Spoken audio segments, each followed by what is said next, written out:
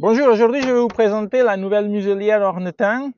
C'est un design nouveau, c'est quelque chose de différent de ce qui peut exister et je vous explique comment elle marche. C'est fait en bois avec une planche de plexi. Il y a de nombreuses entrées dans toute la surface, même ici, sur cette partie-là, qui va contre la ruche de ce côté-là. Et l'objectif, c'est de permettre aux abeilles de tracer très vite, d'aller très vite pour esquiver le frelon et rentrer dans la ruche le plus vite possible.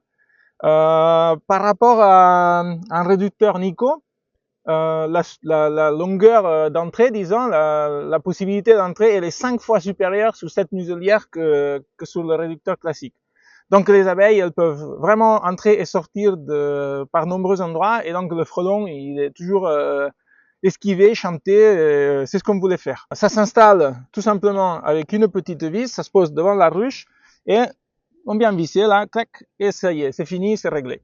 Alors pourquoi on a conçu ce modèle Parce que tout simplement, on n'aimait pas les muselières avec du grillage.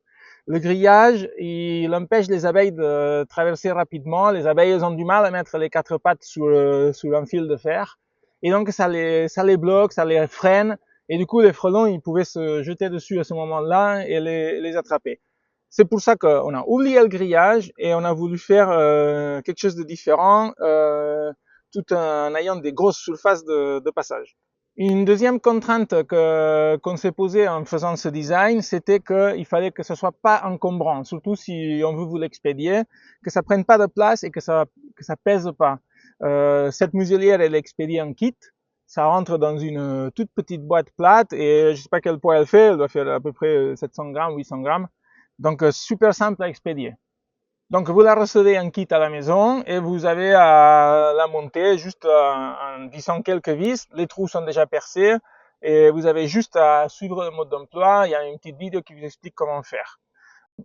L'autre contrainte qu'on s'est donnée en concevant cette muselière, c'est qu'il fallait que ce soit économique, que ce soit très abordable parce que, ok, pour en acheter une à 25 euros, ça va, mais s'il faut équiper tout le rucher, c'est pas possible. Donc, pour que ce soit abordable et qu'on puisse en plus le fabriquer ici, dans les Pyrénées-Atlantiques, on a dû mettre pas mal d'ingénierie, pas mal de moyens pour rendre le processus automatisé et pouvoir les fabriquer en série de façon économique pour pouvoir les commercialiser. Donc pour l'installer, déjà, on a deux modèles. Un modèle qui s'adapte au plancher Nico, avec les formes adaptées au plancher Nico, et un modèle qui s'adapte au plancher bois. Pour l'installer, c'est super simple, il suffit juste de visser cette vis. Celle-ci, je l'ai installée il y a 1 heure, donc les abeilles sont encore en train de s'acclimater. Mais on voit surtout qu'elles aiment décoller par en bas et elles aiment revenir par le haut, par cette entrée ou par celle de haut aussi.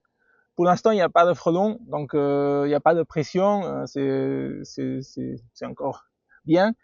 Mais quand les frelons sont là, les abeilles peuvent circuler rapidement. Le frelon, il essaye de rentrer et comme il a des multiples entrées qu'il veut tester, ben, il cherche et il se fatigue parce qu'il va pas rentrer. Les entrées sont vraiment calibrées à 5 mm, donc il a aucune possibilité de rentrer. Ce qui laisse aux abeilles un espace vital pour se détendre. Les ouvrières ne sont plus coincées à l'entrée comme on l'a vu à défendre coûte que coûte. Elles ont de l'air, elles ont de l'espace, elles peuvent vivre. Et le frelon, il s'énerve, il devient fou parce qu'il voit qu'il ne peut pas accéder, qu'il ne peut pas rentrer. Et avec un peu de chance, il finit piégé dans un des pièges. J'espère que vous allez aimer cette nouvelle muselière. Nous y avons travaillé pendant 2 ans pour la mettre au point.